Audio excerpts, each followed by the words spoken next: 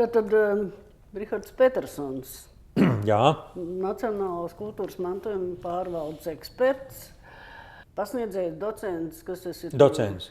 Latvijas Mākslas akadēmijā.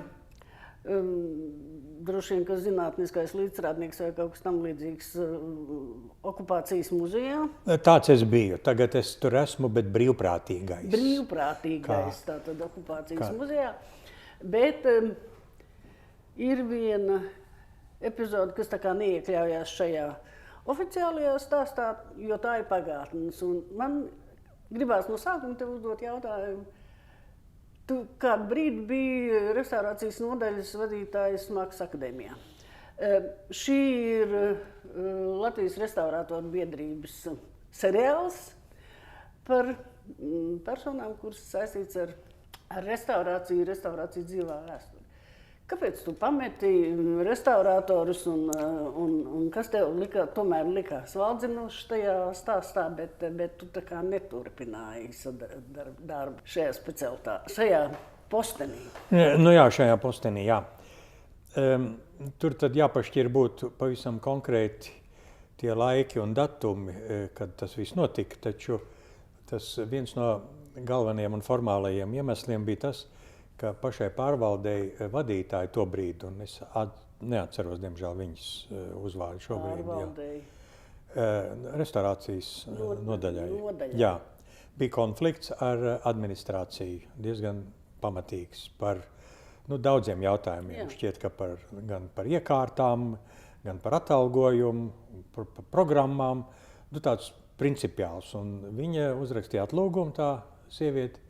Un līdz ar to, jā, pilnīgi pareizi, lieliski, paldies. Un līdz ar to atbrīvojās vieta un vajadzēja kādam tur vienkārši tagad sākt to lietu vadīt. Un tur uz vietas, kas no tur bija Začets, Bokmans un viss, neviens negribēja.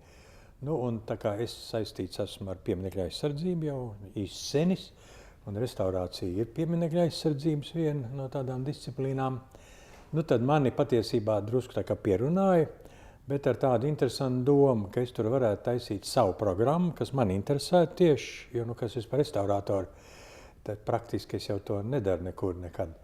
Bet, ka es varētu gatavot speciālistus pieminekļa aizsardzībā, kā pieminekļa aizsardzības inspektors un tam līdzīgi, jo, jāsaka, līdz pat šim brīdim Latvijā negatavo nekur tā, lai tie būtu gatavi speciālisti, kas nāktu uz šobrīd Nacionālā kultūras mantojuma pārvaldi. Mēs piesaistām visdažādākos speciālistus, sākot no Mākslas akadēmijas, Latvijas universitātes, kultūras akadēmijas. Un tad man būtu bijusi iespēja to brīdi tad sagatavot šādu nebijušu programmu Latvijā un uz mūsu Mākslas akadēmijas restaurācijas nodaļas bāzes gatavot šādus speciālistus. Jā. Es domāju par to, runāju arī ar kolēģiem. Jānis Bokmans man tur bija viss tāds tuvākais cilvēks, ar kuru varēja vienmēr runāt patiesībā par visu, ko es esmu ļoti iespaidots no viņa personības vispār attiecībā uz restaurāciju. Un beigās es sapratu, ka tas nebūs tas, ko vajadzētu piedāvāt restaurācijas nodaļai, jo tā ir pilnīgi cita sfērā. Tur ir tiesiskie jautājumi, administratīvie, tur ir ļoti daudz tādas ierēdniecības lietas, un tajā brīdī tas neizskatījās īsti jēdzīgi. Un tad, ja gada galā es to būtu sācis darīt, būtu palicis par vadītājiem, es nevarētu, tā teikt, ar vienu kāju vēl sēdēt okupācijas muzejā, kas man bija ļoti interesanti, jo es tur taisīju ekspozīciju pirmo jauno, un tad, protams, vēl kādi citi darbi, arī Mākslas akadēmija pasniedzējs, tālāk pārvalde šeit, tobrīd inspekcija. Tad man bija jākoncentrējas uz ļoti konkrētu šo te uzdevumu, ko man piedāvāja, un es no tā atteicos. Tā kā es no tā atteicos, tad tālāk turpināt darboties restaurācijas pārvaldē, kur viss kaut ko restaurē, es tikai staigāju un uzpasēju, tas neizskatījās īsti nopietni. Tāpēc es arī, tā teikt, no tā atteicos, bet restaurātori ir no studentiem arī šobrīd, kad nāk restaurācijas nodaļas studenti kārtot eksāmenus, tad viņiem ir carte blanche, protams, pie manis. Es viņus ļoti cienu vispār kopumā, jo tā ir viena no atbildīgākajām Mākslas akadēmijā zināšanām, zinībām, ko pasniedz, jo no viņiem ir ļoti daudz, kas atkarīgs, pēc tam viņi ļoti cītīgi, rūpīgi un atbildīgi strādā. Pārējie, tā teikt, ir mākslinieki, vai ne? Jā, bet restaurators tāds nevar būt. Pie tam vienmēr es arī painteresējos, kad notiek eksāmeni. Viņi arī skatās uz tiem jaunpienācējiem, ne tikai ar to, vai viņš tur māk tādas ļoti kaut kādas formālas lietas, bet arī tīri psiholoģiski. Un ir bijuši restauratori, es ar viņiem arī esmu ticies, viņi pāriet uz citām nodaļām, jo viņi grib būt arī radoši. Un restaurators, kā labi zināms, ar radošumu kaut kā īpaši nedrīkst izcelties, vismaz ne savā ikdienas restauratoru darbā. Un ir tā specialitāte tāda īpatnēji, kur vēl bez tādām tīri tehniskām un tādām zināšanām, kas ir nākuši tur no mācībām skolās, tur ķīmija, fizika un vēl viss, kas tic, arī tīri psiholoģiski cilvēkam, kā restauratoram jābūt ir arī psiholoģiski gatavam sevi ziedot faktiski. Un man patīk, ka tagad pasaulē jau visur un arī pie mums ir, ka pie mākslas darbiem apakšā ir arī parakstīt tagad ne tikai mākslas darbu slavenu autori, bet arī restauratori. Tas, tā teikt, šai profesijai, man liekas, ir ļoti noderīgi. Jo citādi viņi paliek mūžīgi ēnā, viņi vienmēr ir kaut kur tur fonā un neviens par viņiem neko nezina, bet viņi patiesībā bieži vien ir glābuši tos darbus un atdevuši mums skatītājiem un kultūras vēsturē un mākslas vēsturē. Tā kā restaurācija ir ļoti interesanta lieta, bet tā tas ir, jā. Bet es nekad nenožēloju, tas laiks man bija ļoti interesants, jā. Iepazinu šo nodaļu un šos cilvēkus krietni tuvāk. Tāpēc arī biedrībā varu darboties ar, tā teikt, vismaz kādu laiku ar pilnu atdevi, saprotot, kas ir restaurācija. Un kā vispār sākās jūsu interese par vēsturi, mākslas vēsturi un kultūras pieminekļu aizsardzību? Jā, man pieminekļu aizsardzība ir patiesībā jau manā pirmajā augstskolā, jā, tā ir Latvijas universitāte. Un galvenais, tu kaut ko atceries vienmēr iz savas dzīves, paiet kaut kādi gadi, kad neko neatcerās, jā, bet ir kaut kādas epizodes, kuras nekad neaizmirstās un kas ļoti izgaismojās. Un viena no tādām ir tā, ko jūs man prasījāt. Tātad es biju Latvijas universitātē pēdējā kursā, un mums toreiz fakultāte bija tajā Saktas mājā, tā saucamajā, jā. Un es gāju pa kāpnēm, un man pretī nāk viens kungs, tāds bārdiņš tāds, un prasa, jūs esat Petersons? Jā, es saku, es esmu no Tukuma muzeja, es esmu Tukuma muzeja direktors, Elmārs Rumba. Un viņš saka, man ieteica jūs atrast, un ieteicies bija Mārtiņš Apins, jo Mārtiņš Apins mums pasniedz pieminekļu aizsardzību. Un viņš bija teicis, jo Rumbam bija tajā brīdī, visā Latvijā gan piešķirti muzejiem štati, kas saucās pieminekļu aizsardzības sektora vadītāji, ja nemaldos, jā. Un viņš bija nācis meklēt darbinieku, kādu jauno studentu, kas, tā teikt, pat kā beidz, bet ir gatavs arī to nosekt šo tēmu. Un tad arī viss notika. Tas bija 1975. gads. Šogad ir jubilejas gads. Tā kā es esmu priecīgs, ka es tagad varu par to izteikties un ka tā tiešām ir viena liela jubileja. Jā, viņš man piedāvāja, man taisna akurāt tajā brīdī arī bija doma. Es arī tajā gadā aprecējos. Un patiesībā, cik es ilgi dzīvojuši Rīgas centrā gan, bet komunālajā dzīvoklī, kur mēs bijām 4 cilvēki vienā istabā, kā tas padomu laikā pienākās, vai ne? Un ja tu esi jauns cilvēks, un ja vēl grasies dibināt ģimeni, tad diez kas nav turpatās. Un Elmārs Rumba, jā, man piedāvāja braukt uz Tukumu, un es tad arī braucu uz Tukumu. Un dzīvoju, man tur izkārtoja arī dzīvesvietu. Sākumā es tur dzīvoju pie bijušās muzeja direktoras, tāda Timma bija kundzīte, jā. Es dzīvoju, starp citu, blakām Ansim Artumam, uz Smilšu ielas Tukumā. Ants Artums, pazīstams gleznotājs, tukumnieki, visi viņi zina. Un tas ir Čigāna rajons. Un man jau tā cilvēki, kas nezina, kas ir šie cilvēki, un tā īpaši varbūt no distances uz to skatās, teica, tu skaties, tas gan bija tev izaicinājums. drošāk vieta, kā Smilšu iela Tukumā, es nejūtu, jo tāpēc, ka, Savās mājās šis tas kaut kur pazūd tai Tukumā, bet ne uz Smilšu ielas un ne tajā centrā. Es varēju neslēgt ne durvis, neko, es biju uzpasēts, tā kā dieviņa mazotē es tur dzīvoju, jā. Un pie Anča Artuma gāja daudz, tā kā man tai brīdī arī tā māksla arī kļuva krietni interesantāk un tuvāk. Bērnības sapnis tev bija vēsture, vai tad? Vai kādu bērnības sapņu?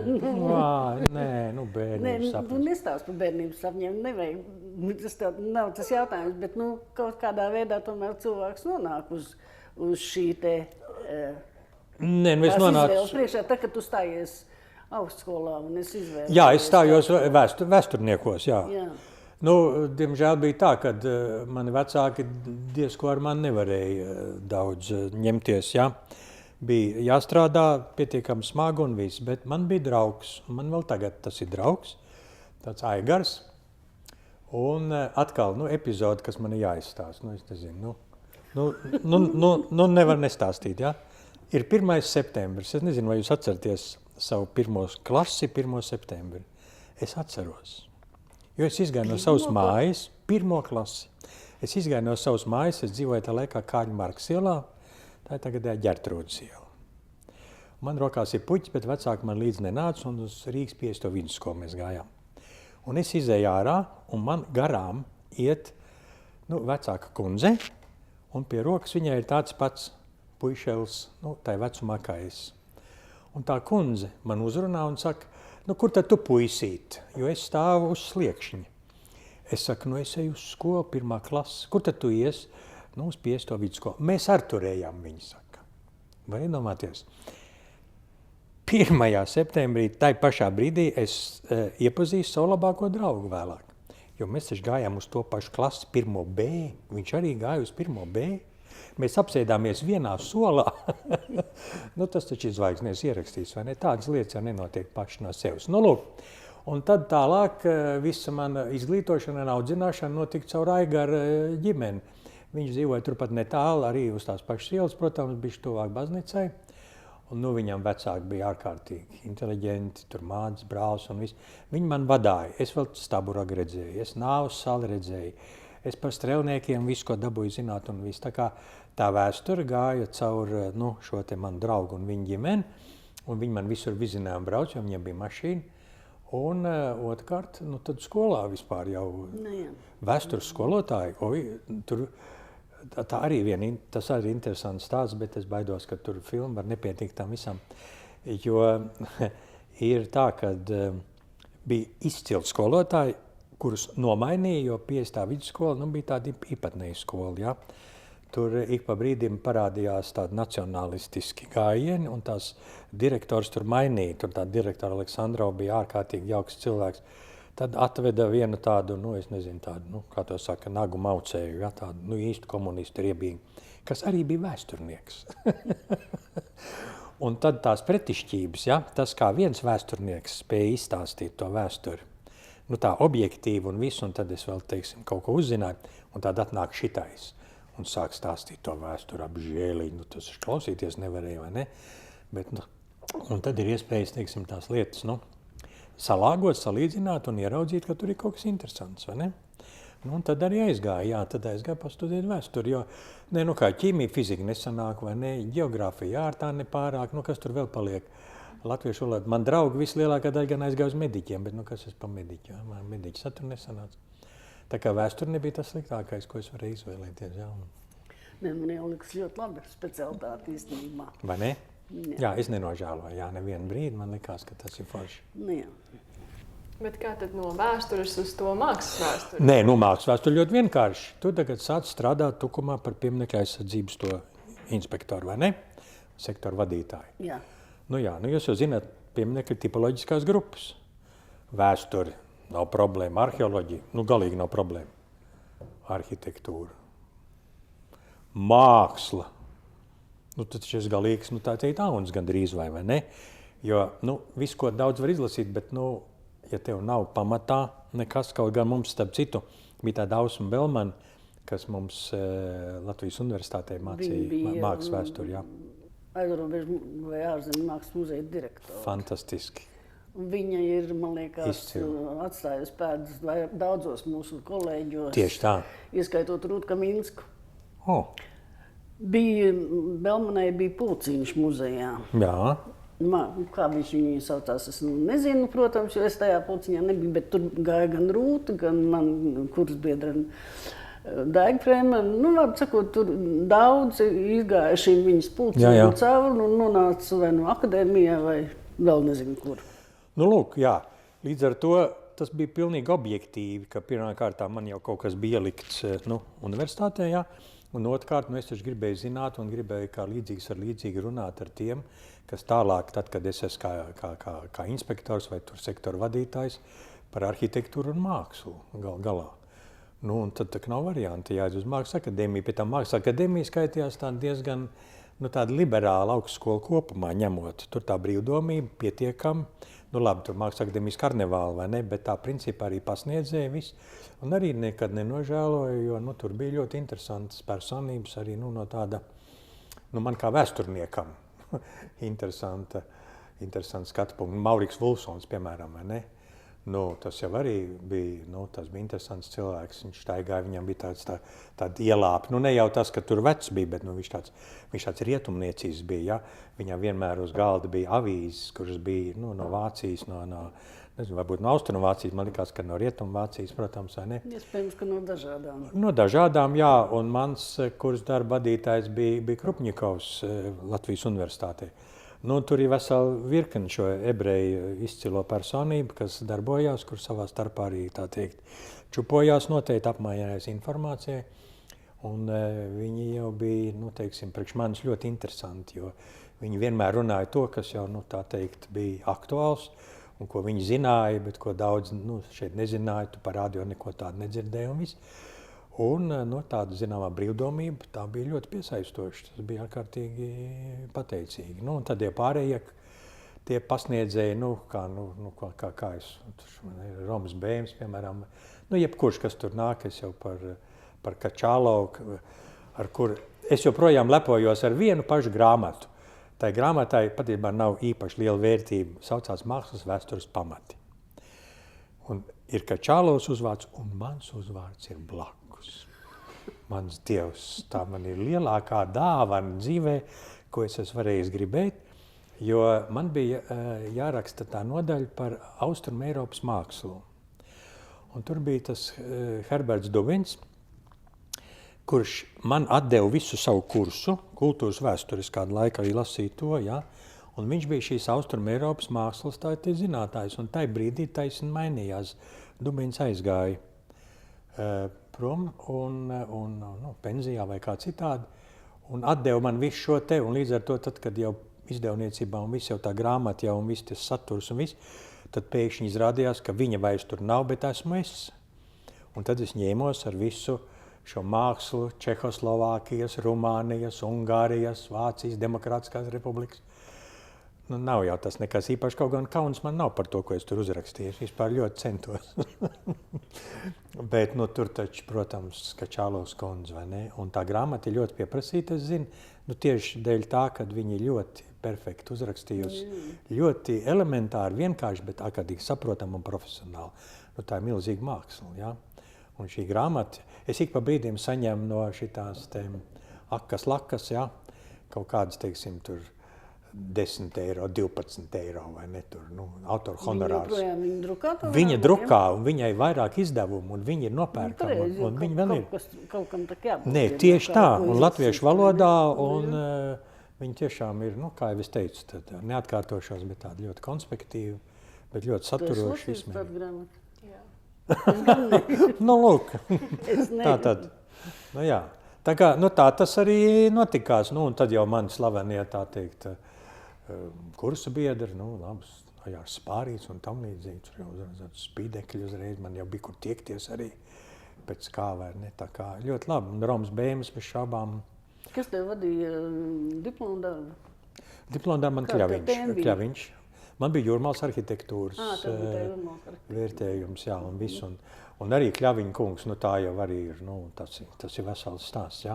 Galvenais tas, ka viņš pēc tam izrādās ar savu kundzi Zelitu Grosmanu bija, pēc tā, ko es biju uzrakstījis, es pēc tam to uzzināju, viņi bija izbraukuši visi Jūrmalu un apskatījušies visus šos objektus, ko es biju minējis, aprakstījis, sistematizējis un viss, jā.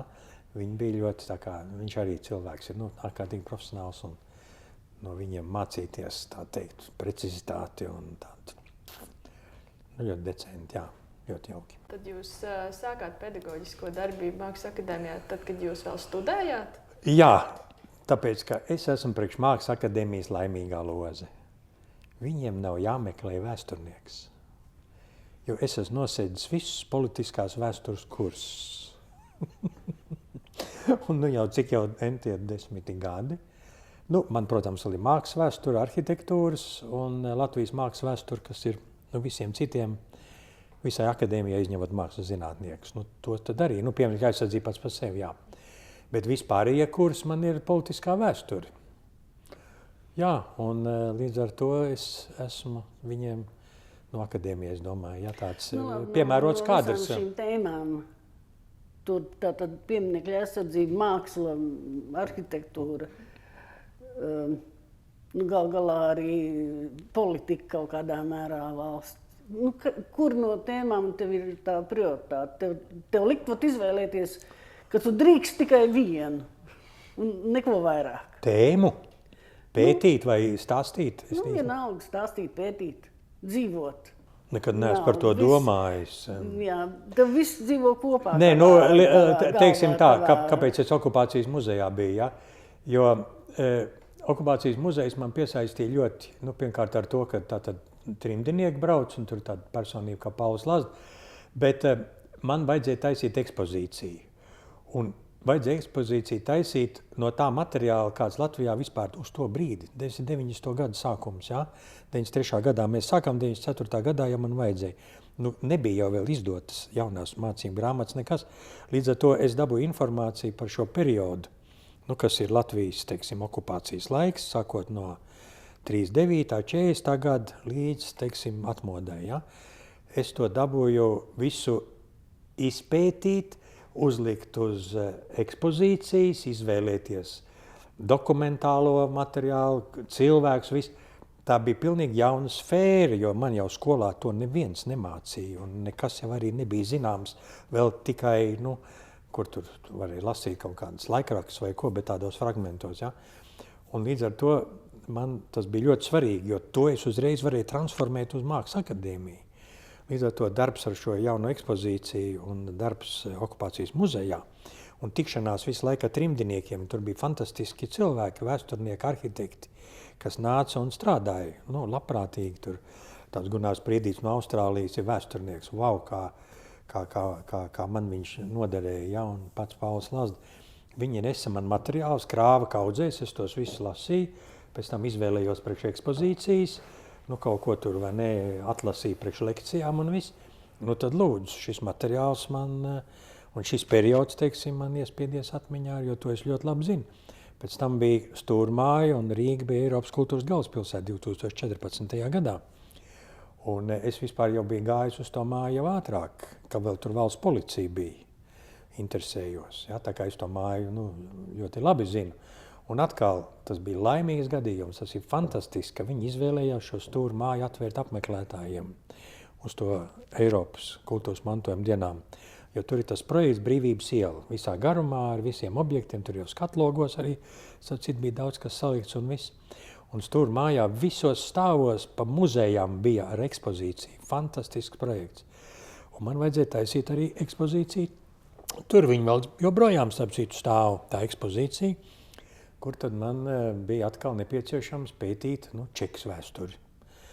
Un taisn, teiksim, tai okupācijas, tai pirmajos 2 gados, tātad 41. gada 1. jūlijā ienāca vācieši, Stūrmāja palika pilnīgi vaļā brīvu. Pēc tam 41. gada kaut kādā oktobrī, novembrī tur parādījās pirmie, nu, patrioti, kuri apzinājās, ka tas, kas tur tai mājā, tur viss kabineti bija vaļā, tur papīri bija piemētāti pilni pagalmi. Un tad bija tāda Nacionālā sardze, nu, tāda organizācija, Julijas Bračs viņu vadīja. Viņi pēc tam vienu daļu dokumentu, ko viņi varēja 2 koferos aizved projām tur uz ārzemēm, un tur viņi bija. Un tad, kad sākās okupācijas muzeja vēsture, tos koferus atdeva mums, un es tos koferus šķiroju, lasīju, pētīju, sistematizēju. Viņi tagad ir mūsu muzeja krājuma patiesībā lielākā vērtība. Ja? Atkal, tas ir tas, ko tu man jautāji, vai ne? Kurš periods tev, teiksim, interesētu visvairāk un viss. Tā kā ik pa brīdim izgaismojās šāda it kā vajadzība, kaut kādā periodā kaut kur ieskatīties un tad ar to nodarboties. Un tad ik pa brīdim parādās kaut kādi interesanti studenti, kuri zina vairāk par mani, kaut kādas epizodes. Viņi izlasījuši kaut ko ļoti, ieskaitot arī daļu literatūrā, kur kaut kas parādījies ir par vēsturiskām tēmām un viss. Un tad viņi mācās man virsū ar jautājumiem, un es nevaru īsti atbildēt. Un tad es esmu spiests sākt šķetināt, un tad es atkal eju kaut kādos periodos un sāku pētīt un skatos, wow, bet tur tiešām ir tik interesanti. Ko es neesmu vienkārši pamanījis, jo tāds jau pavisam vēstures pētnieks jau es neesmu. Tai ziņā, ka es būtu akadēmiski, teiksim, tālāk veidojis savu karjeru kā vēsturnieks. Līdz ar to ir baltie plankumi, es nezinu, kā viņus tur sauc, ja? Vai robi kaut kur. Tā kā visu laiku ir ļoti, ļoti interesanti. Pa brīdim parādās kaut kas tāds, vai ne, kas tev mudina un rosina, un līdz ar to tā dzīve ir arī tāda viedokļa saistoša. Jo nekad nav garlaicīgi. Jā. Un kādi bija varbūt kādi izaicinājumi darbā okupācijas muzejā? Viss tās, ko es pieminēju. Viss ir izaicinājumi. Viens izaicinājums ir, kas pat atkal ir uzpeldējis interesanti. Es gan nezinu, cik tas priekš restaurācijas ir, bet varbūt, kad tātad zināms, ka tur mājā nošāvās ģenerālis Bolšteins. Viņš bija robežu apsardzības pats lielākais priekšnieks. Un tā kā nomainījās iekšlietu ministri, jo robežu apsardzība iekšlietu ministriem pakļauta, Vils Lācis kļuva par iekšlietu ministru. Bolšteini izsauca uz sanāksmi, neko viņam tajā brīdī nedarīja, bet viņš saprata, kas notiek. Viņš iegāja savā kabinetā un nošāvās. Mēs 14. gadā taisījām ekspozīciju, un es sapratu, ka man ļoti vajag, lai es varētu parādīt šo traģisko epizodi. Un mēs zinājām, ka Bolšteins dzīvoja Mežparkā, Stokholmas iela 10 adrese ir, jā. Un tad tai mājā tur, un tad braucām uz turieni, jo bija ziņas par to, ka tai mājā kaut kas arī varētu būt no Bolšteina. Bolšteinam ģimenes nebija. Un atbraucam, un tik tiešām Bolšteina šoferis ir dabūjis iespēju, kad sākās jau padomu okupācijas gadi, nomāt vienkārši, tur dzīvoklis bija. Tad sākās 90. gadi, un viņš dabūja viņu privatizēt. Mēs ieejam, un mums parāda, kur ir Bolšteina kabineti, mēbeles izrādās, tur ir bijušas, ja? Tātad rakstamgalds, skapts un visu. Labi, lai notiek. Tagad izlemjam, ka viņi mums aizdos uz ekspozīcijas laiku. Ejam ārā ar mākslinieku, un es tam māksliniekam saku, klausies, bet viņš nošāvās tur. Kā man vajadzētu tajā ekspozīcijā kaut kā dabūt arī to, bet ko? Un aizmugurē iet kundze, saimniece. Viņa saka, bet ziniet, mans dēls pirms pāris mēnešiem dārzā atrada pistoli. Mēs tajā brīdī paliekam pilnīgi tā kā iemieti, mēmi un sakam, kur viņa ir. Viņš kaut kur nolicis ir, kaut kur aiz radiatoriem. Atnes mums to pistoli, es viņu nobildēju. Un, protams, vēlāk man pasaka, tas ir principā Bolšteina ierocis, jo viņiem bija savu privātie ieroči, kā jau virsniekiem, visiem augstākajiem. Un Bolšteins nošāvās, bet viņa adjutants Strasdiņš, viņš atstāja 3 pēcnāvus vēstules. 2 bija privātas, tās viņš, tā teikt, bet tā viena bija, tā teikt, darbiedriem, es nezinu, kā to nevarētu teikt, bet, atklāta publiskā vēršanās, kurā viņš rakstīja, ka viņš nevar piedalīties pie tās valsts nojaukšanas, pie kuras radīšanas viņš ir bijis, apmēram brīvā pārstāstā. Un par cik tas ierocis ir bijis viņa privātais, tad viņš to vēstuli, ko bija mātei adresējis Bolšteins, kopā ar privātajām mantām, starp kurām bija arī šī pistola. Citādi nevarēja būt. Viņš ir aizvedis viņai un nodevis. No ko mamma darīs ar to pistoli? Dabiski viņu paņēma un ieraka viņu dārzā. Un tā mirklī, kad mēs... Jā. Es esmu laikam redzējusi arī, es nezinu, Bolšteina portretu. es teiktu, 3/4 augumā. Manā atmiņā tas ir tā. Mēs ar mūsu krievu kolēģiem, kur brauc no Maskavas kādreiz, tu viņus ļoti labi. Jā, protams, jā. Tos džekus. Un tā kā viņi te maisījās daudzus gadus ar tām ikonām un bija kaut kādā veidā, un arī drusku tā kā ekspertēja tur kaut kādus tos mākslas darbus. Un vienā reizē viņi ir uzaicināti uz kaut kādu dzīvokli, man liekas, kaut kur ganību Dambī, apskatīties gleznu, portretu. Un, diemžēl, tas ir 80. gadu vidus apmēram, un tur ir glezna liels, man pat liekas, ka, es tagad arī varu kļūdīties, bet man šķiet, ka tas bija pat militārā kādā tajā, bet varbūt arī civilā, tikai ļoti tādā, akadēmiskā. Ietērpētas personāžs un tik teikts, ka tas kas viņš tur ģenerālis vai pulkvedis vai kas, viņš tur bija Bolšteins. Manā atmiņā tajā brīdī, diemžēl, šādu personu neeksistē.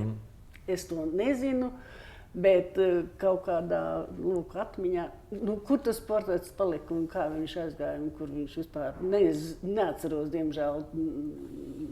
Es nezinu faktiski to personu, to kundzi, kur man šķiet, ka viņi gribēja viņu vai atdot, pārdot vai kaut kā tā.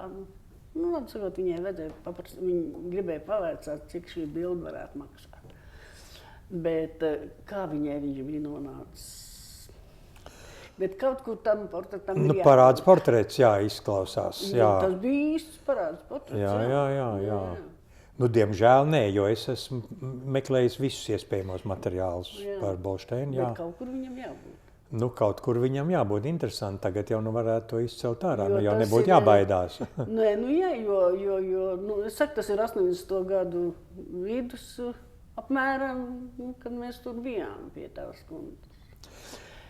Jā, Bolšteinam ir Pūces dzirnavās, ir maza tāda ekspozīcija piemiņas, jo tur viņa brālim bija tur likteņdzirnis, starp citu uzņēmi.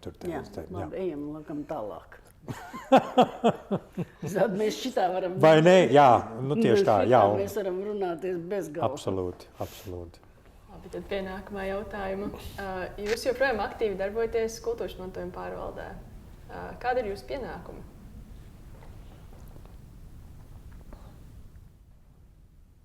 Tu zini viņus? Es savus pienākumus, svarīgi, ka to zina citi. Jā, jo es jau varu, tā teikt, šos pienākumus, vai ne, pēc tam, kad es uzzinu, kas man ir jādara, es tad varu arī pieiet pie tā radoši, kā mēs teikt, jā.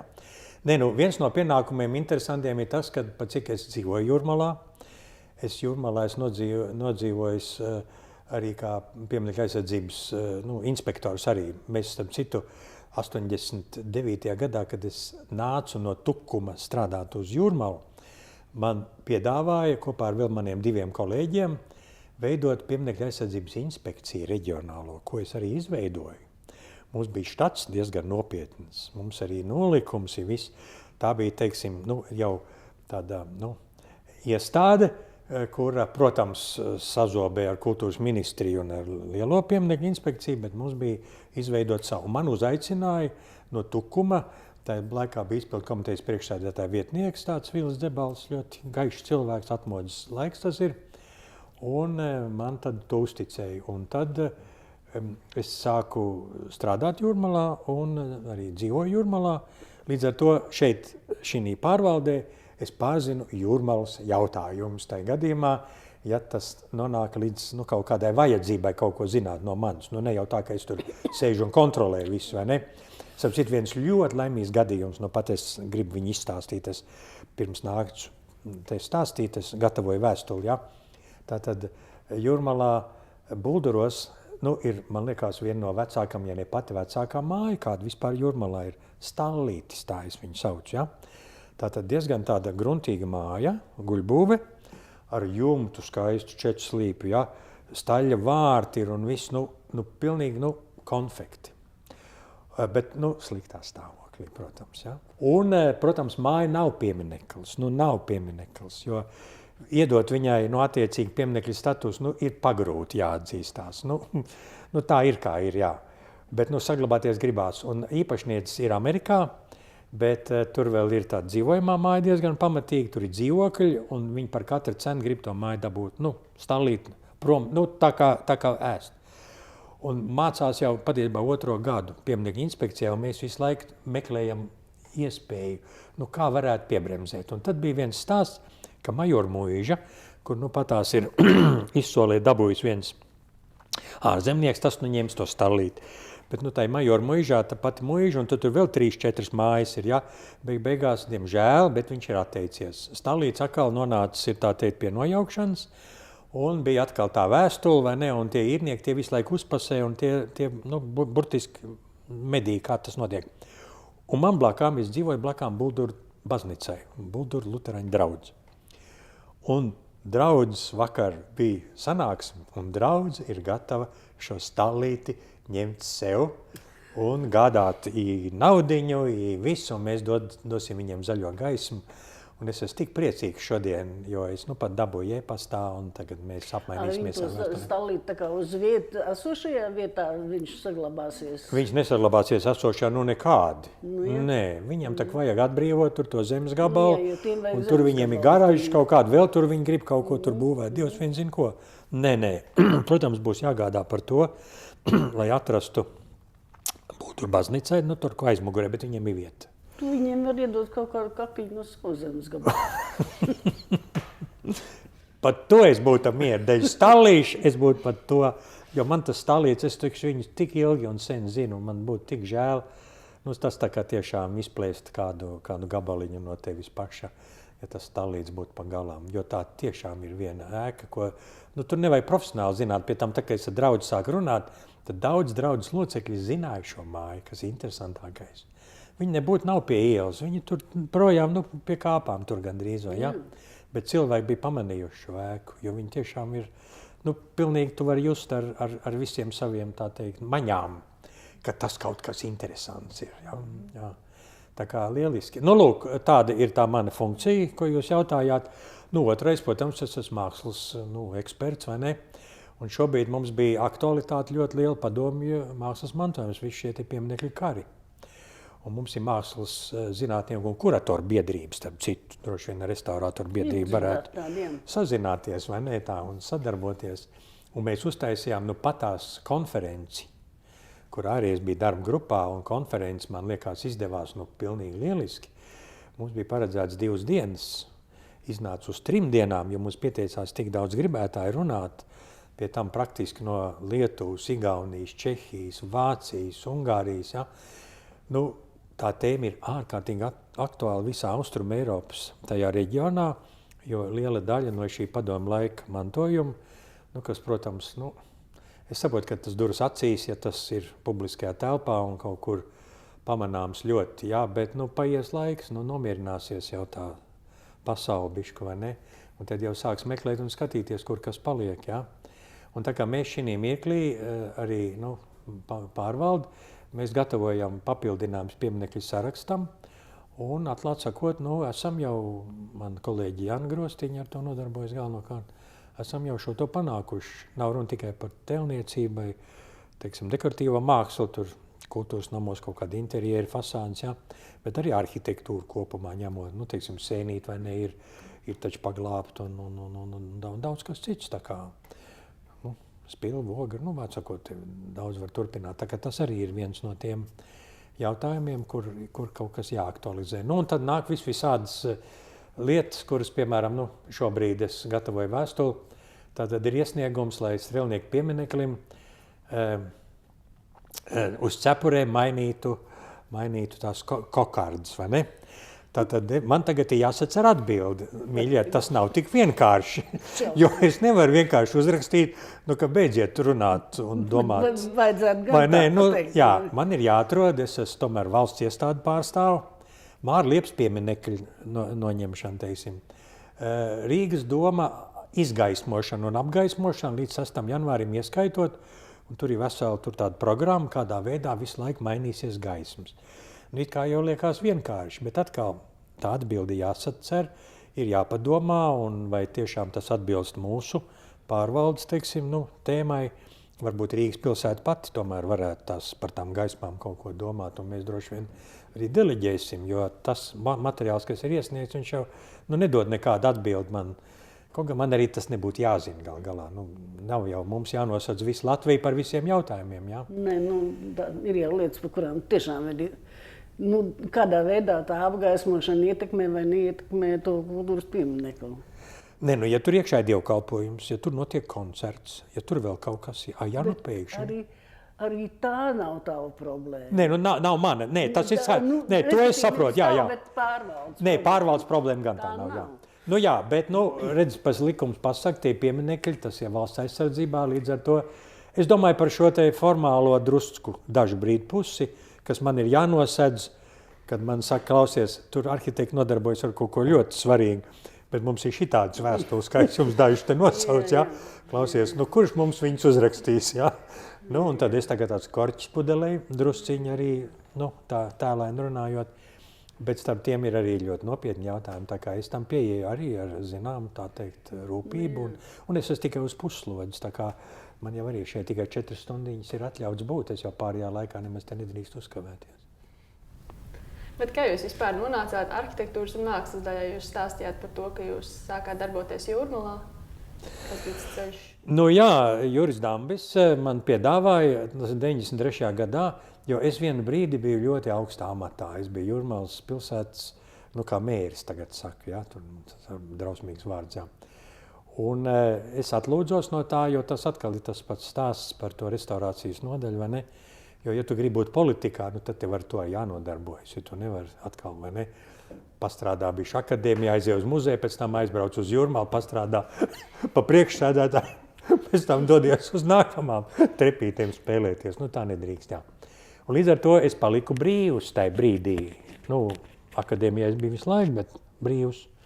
Es nebiju Jūrmalas pieminekļu inspektors vairāk, jo es biju Jūrmalā izpildu komitejas priekšsēdētājs, tā viņa laikam sauc to man. Tad es, protams, ar Dambis man iedevu uzreiz, es biju arhitektūras un mākslas daļas vadītāja vietnieks, Zilgāla vietnieks. Tā kā es uzreiz atnācu šeit jau, bet galā es jau nebiju pirmo reizi ar pīpu uz jumta. Tā kā, jā. Atceros starp citu, kad Dambis savā laikā brauc kopā ar Vanzoviču, mums zināmā, viņi brauc pie manis uz Jūrmalu. Starp citu, mēs Jūrmalā bijām Dubultu baznīcā, mums bija muzejs un arī tas sektors. Mans sektors atradās Dubultu baznīcā aiz ērģelēm. Es šaubos, vai vēl kaut kur tik romantiski kāds būtu sēdējis kādā muzejā, kādā vietā. Un viņi brauca un skatījās man kartotēku un visu un pētīja. Tā kā, jā, viņš jau drusku arī zināja kaut ko par mani. Tā kā, nav tā. Nē, protams, es pieminēju vienreiz, tas bija Mārtiņš Apins, bet, tas laikam ir tas cilvēks, kurš visvairāk būtu man bijis jāpiemina saistībā ar manu agrīnāko darbošanās to lietu, jo viņš bija gan mans skolotājs tur tajā Latvijas universitātē pasniedzējis, gan arī pēc tam mēs ar viņu ļoti, ļoti cieši sadarbojāmies. Gan, kad es biju Tukumā, gan, kad es biju Jūrmalā pieminekļu inspektors. Mārtiņš Apins tātad tajā brīdī, kad viņš jums bija pasniedzējis, viņš strādāja kultūras ministrijā. Jā, ar Plauciņu kopā tur. Muzeja un tēlotājs mākslas un pieminekļu aizsardzības pārvalde. Olga Klīns bija vadītāja. Tur viņš bija tā kā vēsturnieks. Bet viņš bija faktiski viens no ļoti nedaudzajiem, kuram šī tēma, šī pieminekļu aizsardzība, viņam bija tik organiski. Viņš, man liekas, vispār ne par ko citu nerunāja. Jā. Tā bija viņa tēma jebkurā situācijā. Un viņš jums tātad bija pasniedzējis universitātē. Jā, viņš man ieteica Tukuma direktoram. Viņš bija tajā ministrijā, pēc tam viņš no ministrijas aizgāja kaut kādu brīdi uz ministru padomē viņš strādāja. Kurators kaut kāds. Un pēc tam viņš atnāca atpakaļ pie mums uz to muzeju un kultūras pieminekļu zinātniskās pētniecības padomi. Jā, uz padomi, un tur tad, man liekas, arī sāka tajā brīdī veidoties tā jaunā struktūra neatkarīgajā Latvijā, un tur tad, diemžēl, bet, cik es zinu, es jau stāvēju maliņā, bet man tā liekas, ka bija tās diskusijas par to, kā īsti tālāk virzīt to lietu, un Mārtiņš Apins iestājās par pētniecību ļoti, bet, diemžēl, vadība, kas bija tajā brīdī, un vēl ilgi bija pēc tam, viņi tomēr vairāk to birokrātisko un un tas, man liekas, nebija labi īsti, bet, varbūt. Tas bija tas brīdis, kad Jurim Damim vajadzēja izveidot inspekciju. Jā, tieši tā. Neatkarīgi no kultūras ministrijas, un tā inspekcijai ļoti laba esmu bija tā mūsu zinātniskās pētniecības padome, jo tas bija tas pamats, uz kā viņš varēja to izdarīt. Jā. Līdz ar to, ko Rihards saka par pētniecību, tas, protams, aizgāja pilnīgi otrā plānā, kaut arī tas tāpat kartoteka, pie kā jūs tur pie mums visu laiku pieķerties, saka, jums vajag kaut ko par mākslu. Tā faktiski bija orientēta uz mākslas pētīšanu.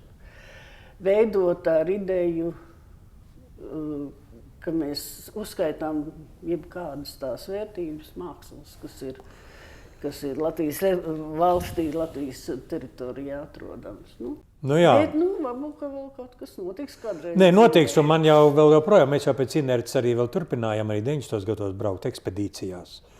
Tas taču ir fantastiski. Tur ir dienas grāmatas ir saglabājušās arī no tiem braucieniem, un šie braucieni jau ir miljonus pilnīgi, tā varētu teikt. Tas bija ārkārtīgi nozīmīgi, jo tu gan varēji ieraudzīt jaunas lietas, sities ar cilvēkiem. Vispār, tā teikt, kopēji apzināt to drēbi pataustīt, nevis tikai sēžot te kabinetā un šķirstot kartotēku, bet būt uz vietas, un tas bija ārkārtīgi interesanti. Un vispār tas bija tas, ko kādreiz iedibināja arī vēl starpkara periodā Latvijā, šī te vajadzība piesaistīt sabiedrību. Starp citu, kas ir zīmīgi, interesanti vajadzētu paskatīties tos materiālus. Pirmais pieminieku likums, 92. gada, vienīgais jau gan arī ir. Tur ir, man liekas, 38. pants par sadarbību ar sabiedrību, kas kādus 4-5 gadus parādījās, un pēc tam viņi izslēdz ārā no pantiem.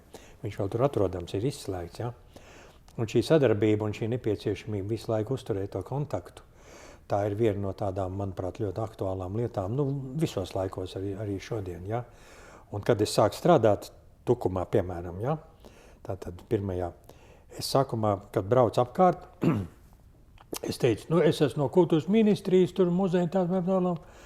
Tie cilvēki skatījās uz mani, kā uz padomju, tātad ierēdi un tam līdzīgi. Bet tad es sapratu ātri vien, ka man jāmaina man vizītkarti, ja tā varētu izteikties. Un es teicu, es esmu no pieminekļu valdes. Kaut gan pieminekļu valdes sen jau tāda vairs nedarbojās. Visi cilvēki zināja un saprata. Tur vairāk neko nevajadzēja teikt.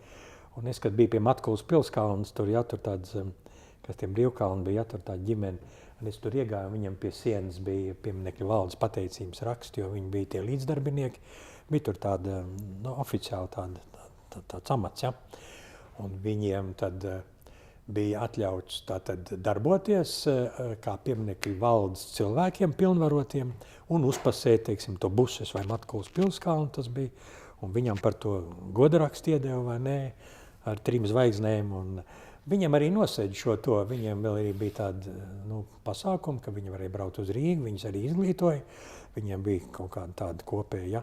Tas mums pietrūs ļoti, un padomu laikā bija tā dabas un pieminekļu aizsardzības biedrība, un tā bija ļoti noderīga, jo reizi 5 gados viņiem bija kongresi. Un dabas un pieminekļu aizsardzības biedrības vietējās reģionālās nodaļas vadītājs bija vienmēr izpildu komitejas priekšsēdētāja 2. vietnieks. Un 2. vietniekam reiz 5 gados vajadzēja kāpt uz bīns un izstāstīt, ko tad viņš dara tajā pieminekļu aizsardzībā. Un tikko nāca tas termiņš, tā viņš uzreiz man meklēja, vai ne?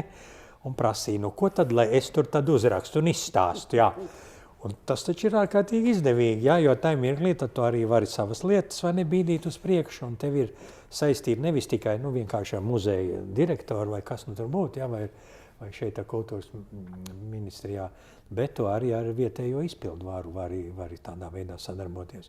Un lūk, šādas te publiskas tādas runāšanas, un tad jau varēja arī, starp citu, bija arī diskusijas, varēja jau kāpt arī augšā, labi, muļķības pavisam nevarēja runāt pretvalstiski, bet varēja runāt ļoti tādas, aktuālas lietas, un to piefiksēja, un bija tāds Verro vai ne, kurš bija, skaitījās visas biedrības, tas priekšsēdētājs, absolūti nulle, bet principā viņam taču vajadzēja tālāk atskaitīties tur centrāla komiteja un viss šī birokrātiskā briesmīgā sistēma, no viņas varēja izdabūt arī kaut ko ģeldīgu priekš mūsu darba.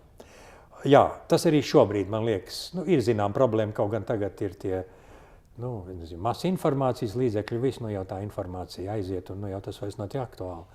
Bet 90. un 0. gados, kamēr vēl nebija ne tie datori, nekas, tādas te sanākšanas un darbs ar sabiedrību, viņš izpalika, un tas, man liekas, nebija īsti labi. To vajadzēja darīt plašāki un labāki un vairāki.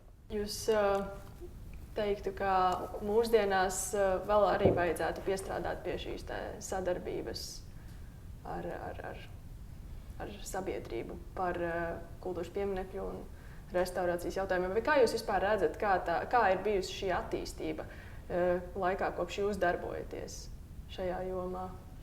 Vai sabiedrības izpratne ir uzlabojusies? Jā, ir uzlabojusies noteikti, jo ļoti smagi bija 90. gados strādāt, ļoti smagi Jūrmalā ieskaitot. Jo notika denacionalizācija, un cilvēki dabūja atpakaļ savus īpašumus. Viņš tagad dabūja atpakaļ to, ko padomu var 50 gadus ir nepārtraukti tikai un izmantojis un eksploatējis. Un viņš tagad dabūja atpakaļ, viņš formē dokumentus, un viņam tagad saka, šitas te objekts, viņš ir pieminekļu sarakstā. Jo mēs jau Jūrmalā tos sarakstus uztaisījām jau 80. gadu 2. pusē, jau atmodas gados, ja?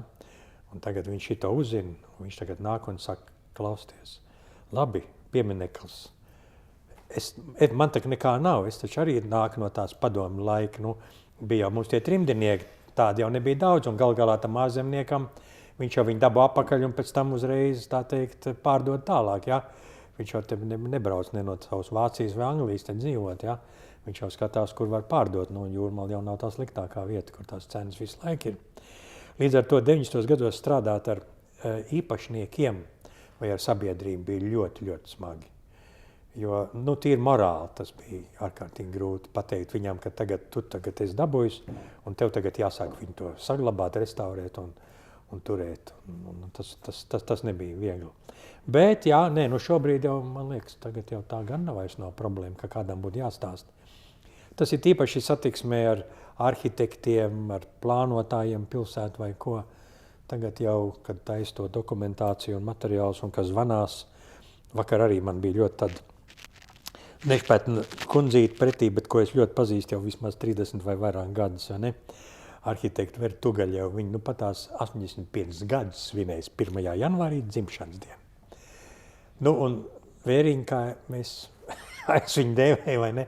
Lienas ielā tur viena māja un īpašnieks ir, teiksim tā, nepārāk labais, un logi ir, vai ne? Un logi, verandas logas vajag atjaunot ar to masverku spraišļojumu, viņš ir ielīdz tādas pavisam ne tādus. Vēriņa taisa to izpildu projektu, un tad, sakot, ir problēma, ka īpašnieks, protams, viņu spiež no savas puses. Viņš jau ir ielīdz, bet ne tādus, kādus vajadzētu drīkstāt.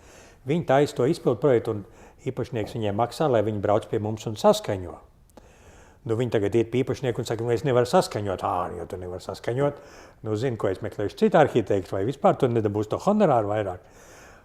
Bet tagad jau tā situācija ir izmainījusies, kad mēs ar viņu runājam, viņi jau saprot, ka viņi nekur nevar dēties, ka tas ir jāizdara, ja?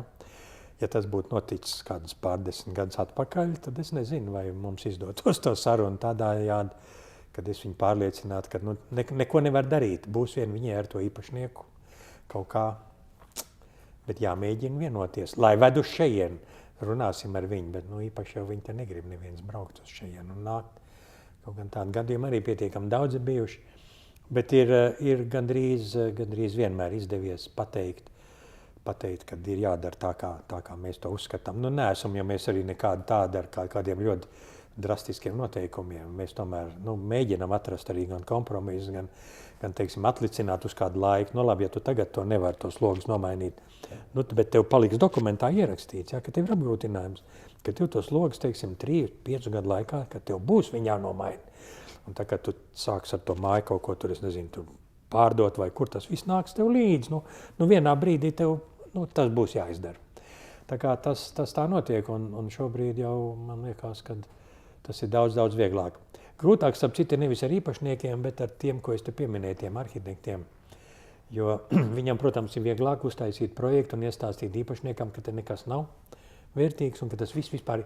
Nu labi, viņi prasa, ka jāsaglabā, bet mēs saglabāsim tā, ka mēs to visu nojauksim un uzbūvēsim no jauna. Nu patās man Jūrmalā, tātad Meža prospekts 14, nu tāds gadījums ir, jā. Mēs viņiem uzrakstījām nosacījumos, kad ir jāsaglabā tātad koka konstrukcijās, nu koka ēka un ļoti skaista ēka, izcila, vai ne? Viņi vienalga nes dokumentāciju, kurā ir betons, ja? Monolītais betons. Un nekādi. Nē, nu dabiski, nu mēs rakstām vēstuli, nu neiet cauri, vai ne? Nu te es nezinu, viņi taustās, viņi meklēs iespējas. Nu, diemžēl kādreiz mūsu iepriekšējais priekšnieks bija gatavs pieņemt šos staigātājus un šos arhitekts arī īpaši un baidos, ka viens otrs projekts tomēr izgāja cauri arī ne tā, kā vajadzēja.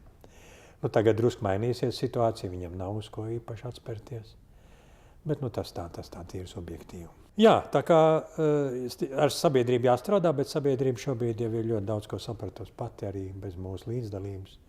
Un redz jau arī kā pasaulē kādas tendences ir, nu mēs taču nedzīvojam maisā galīgi, jā.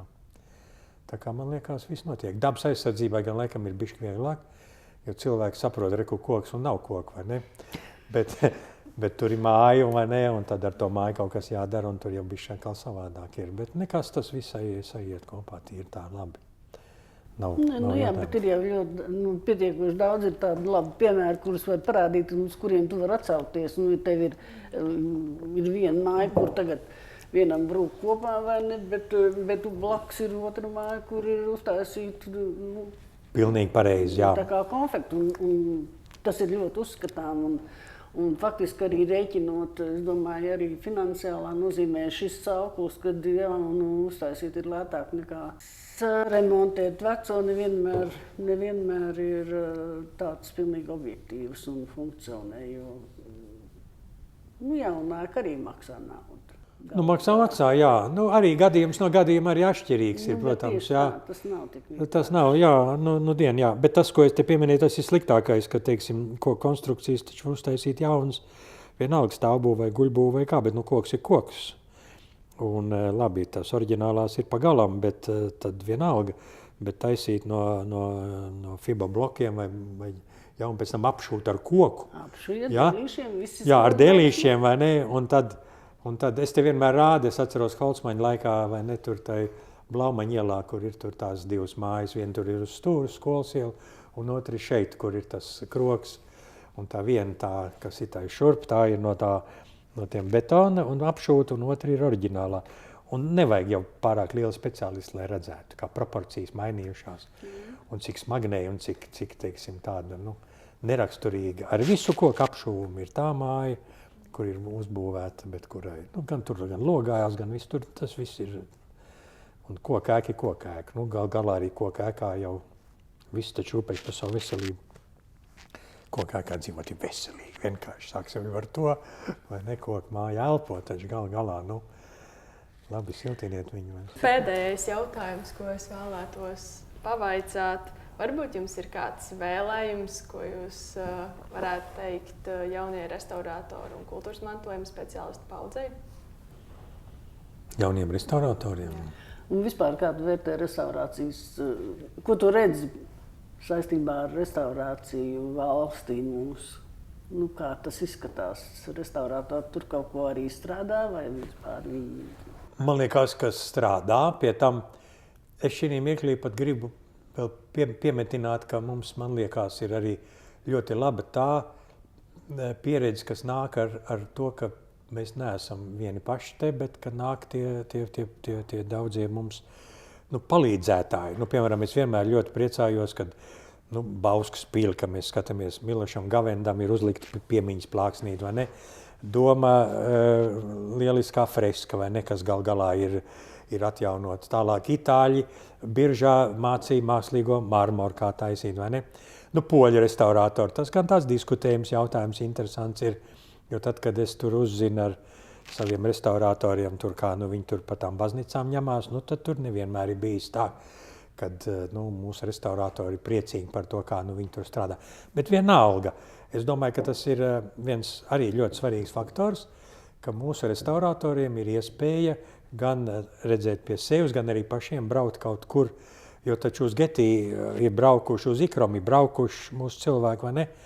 Un Baltijas restauratoru trienāls ir fantastisks notikums patiesībā, ko iedibināja un kas vēl turpinās, vai ne? Iedibināja restauratoru biedrību. Bez šaubām, ka biedrība, jā, es to neteicu, lūdzu, tā bija restauratoru biedrība, kas to iedibināja un kas ļauj, teiksim, gan profesionāli, gan arī plašākai sabiedrībai. Man vēl ļoti patīk, te ir arhīvu pārvaldē tie skatlogi, jā, un viņi tais skatlogos arī izliek, teiksim, šādu veidu ļoti pozitīvu informāciju novērtēja par atjaunotiem restauratoriem, atsevišķiem priekšmetiem, par kaut kādu tādu restaurācijas vēsturi. Starp citu, mūsu pārvaldē ir tāds loks tur, kurš stāv neizmantots. Tā ir tāda potence, forša, kurā mēs varētu arī stāstīt gan par restaurāciju, gan par pieminekļu aizsardzību, jaunākiem izdevumiem, par mantojumu dienām Eiropas un visā. Tas skatloks ir kaut kā jāizmanto. Es jau esmu teicis jaunajai vadībai, bet ir kaut kas jādara nopietni. Jā. Bet tur vajag vienkārši, tur ir kādam jānāk ar kaut kādu domu, ar kaut kādu iniciatīvu pa tiem logiem tajā pusē. Es esmu runājis. Nē, jā, tu esi runājis, bet es domāju uz šitiem, kuriem ir rokā materiāls, izdarīt. Jā, tieši tā, jā. Jā, te tikai tik vien kā mūsu pašu, teiksim, bet tu zini, ka restauratoru biedrībai vēl ir arī tāda opcija, kā mēs viņu saucam, to, kas ir esmu restaurēts, jā? Jā, tā virtuālā izstāde. Virtuālā izstāde. Mājaslapā. Tu tiem saviem studentiem parādi, ka tāda ir. Tev ir jo vienkārši tas ir materiāls, kas ir tiešām priekš publikas domāts, ka cilvēki var iepazīties ar diezgan aktuālām un ļoti, man liekas, nozīmīgām lietām. Nē, protams, jā, un tad tie restauratoru braucieni man vienmēr ir bijuši, kad es esmu piedalījies. Varbūt ne pārāk daudz, bet tomēr ārkārtīgi rosinoši, jo tad es ar tiem cilvēkiem turpinu sarunāties neformālā veidā, un tā, ka mēs esam braukuši kaut kur uz ārzemēm, es atceros Baltkrievi, Ukrainā mēs bijām tur, Kijevā, tas bija fantastiski. Es tiekos ar tiem cilvēkiem, sacīt ar Annu Kozrovicku, vai ne, un beigās tie Kandavas, tie ļaundari, tie tagad ir ārprāts. Es biju toreiz pieminekļu inspektors, jā. Viena no lielām traģēdijām, to jau arī Dats Čauders zina, viņi tak nokrāsoja to Sefrens, vai ne, kanceli, un Kungsols, ja, uz savu kaut kādu tur to 700, vai es nezinu, cik tur jubilēja, ja, nogāja lejā, nopirka saimniecības preču. Ko varēja dabūt. Jā, tas bija šausmas. Un tad viņiem aiz altāra visu laiku stāvēja šie 3, mākslas vēsturē vieni unikālākajiem mākslas darbiem, pilnplastikas figūras, 3 ļaundari, vai ne, kas visu laiku gāja bojā patībā. Nē, 2. Ļaundari ir 2, 3. ir Kristus, bet tas ir pazudis jau. Jā. Viņš tur nebija, viņš bija aizgājis. Jā, viņš bija kaut kur aizgājis, jā. Un tad, cik jau nebija runāts, bet tad, paldies Dievam, jā, un tas ir izdarīts. Un, starp citu, arī ļoti labs materiāls ir arī par šo te ļaundaru atjaunošanu, arī internetā ir atrodams, es arī ar viņu izmantoju un rādu viņam. Tā kā, protams, tās iespējas ir šobrīd ar visu to ļoti liels, un man nav nekādu pretenziju pret restaurātoru. Pēc tam viņš ir diezgan daudz uzņēmums, starp citu. Un konkurss ir diezgan liels. Mākslas zinātniekiem nav tik liels konkurss, kā Mākslas akadēmijā restaurātoriem. Un bija gadi, tas bija 2 gadu atpakaļ laikam, ka mums bija tiešām smieklīgi mazs konkurss. Un restaurātori daži netika iekšā, tā ka mēs viņus vilinājām uz mākslas zinātni, lai mums piepildās bišķi arī, lai mums tas konkurss iznāktu. Nē, es domāju, ka tur vispār nav. Man jau liekas arī, ka akadēmijā tā restaurācijas nodaļa tagad attīstās ļoti tādā labā virzienā, labā veidā, un gan pasniedzēja, gan tur meklē. Un arī tas, ka tagad ir telpas iedots. Telpas ir, bet protams, es arī starp citu līdzēju drusku pat, ka viņi pārcēlās uz turien, jo gal galā, man taču es jau stāstīju, vai ne, kad restaurātori ir pēc mākslas zinātniekiem nākamā, vai ne, pati, tā teikt, foršākā publika. Un es jau pieminēju Jānu Bokmanu, piemēram, ko es vienmēr ļoti, ļoti augstu vērtējuši. Viņš, diemžēl, man nepaguva izstāstīt. Viņš taču bijis arī Nacionālajā pretestībā, un viņš stāstīja, ka viņam ir pagrabā tur kaut kādi materiāli, ne to skrejlapiņas, ne to kaut kāds tur avīzīts, bet, nu, man ir jāmeklē, viņš vienmēr to teica, jā. Nu, jā, kā vienmēr, jā, diemžēl laika pietrūkst, un tā viņš arī man nesameklēja. Bet viņu es atceros vienmēr ārkārtīgi labi, un es jau piedalījos arī tās komisijas, kad ir restauratoriem, bakalauri tīpaši, un arī maģistra darba aizstāvēšanas. Nu, tas jau arī ir ļoti interesanti, un to var redzēt, kā šie cilvēki, cik atbildīgi ir to darbu darījuši, un tā vērtēšana ir ļoti, ļoti, ļoti, Gunita Čakara, piemēram, savā laikā arī man bija taču. Līdz skolotāja. Jā, Stingrā. Stingrā, tieši tā. Tā kā man liekas, ka tā latiņa, kāda ir uzlikta, viņa ir saglabājusies, un tas liecina par to, ka tā profesija ir līmenī. Kaut gan, nu, žēl, ka, piemēram, atceros savā laikā akmens restaurātoru tur ar to, kā sauc to kungu, ar ko mēs arī draudzējamies drusku, nu, Politehniskā universitātē ķīmijas tā fakultāte, kur bija.